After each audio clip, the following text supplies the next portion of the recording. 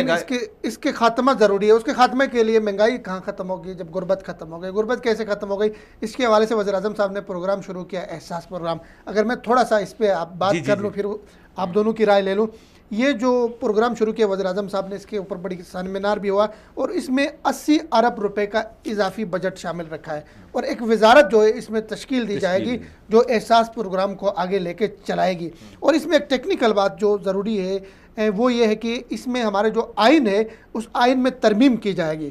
ٹھیک ہے، آئین کے آرٹیکل 38D میں ترمیم کی جائے گی جس میں شہریوں کو خوراک، رہائش، تعلیم، کپڑوں اور علاج کی فراہمی کے اوپر پالیسی، پہلے یہ تھا کہ پالیسی پہ تجاویز دے گی گورنمنٹ. اب ان 5 چیزوں کو جن میں آپ کے خوراک ہے، رہائش ہے، تعلیم ہے، کپڑے اور علاج، اس کو اب انہوں نے بنیادی حقوق کا درجہ دیا ہے یا دینا ہے. انہوں نے آئین میں ترمیم کر کے یہ جس میں پہلے ریاست صرف تجاویز دے سکتی، ان 5 چیزوں کو ریاست کی ذمہ داری اور ریاست شہریوں کا بنیادی حق قرار دیا. اس میں ترمیم ہو جائے گی.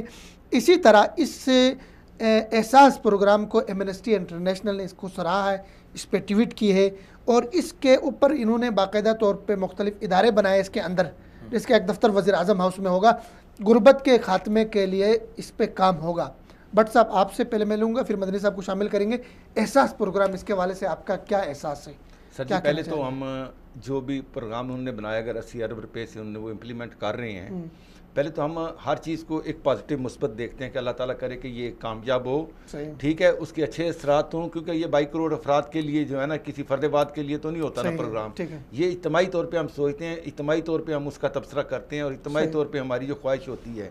لیکن 21ویں صدی میں اگر آپ آ کے کہتے ہیں کہ جناب بیج، مرغی، بکریاں، کٹیاں اگر آپ نے لوگوں کو دینی ہے تو یہ وہ اس کی کیا پروڈکشن نہیں ہے، اس کی قیمت اتنی نہیں بنتی.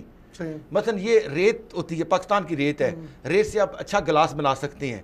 اگر اسی ریت کو آپ ٹیکنالوجی میں یوز کریں اور ایک چھوٹا سا کیپیسٹر، ایک چھوٹا سا ٹرانسسٹر، یہ IC انٹیگریٹڈ سرکٹ، وہ آپ کو $50 میں جا کے بکتی ہے. تو آپ جتنی زیادہ آپ اگر کوئی ٹیکنیک والا کام کرتے ہیں، ٹیکنیکل کام کرتے ہیں، یا آپ جیسے آپ GF-17 تھنڈر بنا رہے ہیں، آپ ایسی کوئی ٹیکنالوجی کو آپ اڈاپٹ کر رہے ہیں، تو اس سے کیا ہے کہ تھوڑی چیز میں بہت زیادہ پرافٹ لینا. ٹھیک ہے، یہ اس میں بھی کوئی شک نہیں ہے کہ 80%. لیکن وزیر اعظظم صاحب کا یہ کہہ رہا ہے کہ آپ کے ملک کے 60% آبادی دیہاتوں میں رہتی ہے. اب وہ کرسٹل بال تو نہیں بنا سکیں گے دیہاتوں میں، وہ بکریاں پال سکیں گے، مرغیاں رکھ سکیں گے، کٹے رکھیں گے دیہاتوں میں. اس کے لیے بھی تھوڑا سا نا اور اچھا ہونا چاہیے کہ ہم 21 میں رہتے ہیں. آپ کو میں کچھ مثالیں دے دیتا ہوں. یہاں یہ بیج سبزیاں دینے کی کوشش کر رہے ہیں. یہ بولیں کہ ہم ہر گاؤں کے اندر 3-4 گرین ہاؤس فارم بنانا چاہتے ہیں جہاں پہ بہترین قسم کی سبزیاں ہوں، جلدی ہوں، اور کچھ جو سبزیاں ہوتی ہیں جو اگر موسم سے پہلے یا موسم کے شروع میں ہوتے ہیں تو ان کی قیمت زیادہ ہوتی ہے.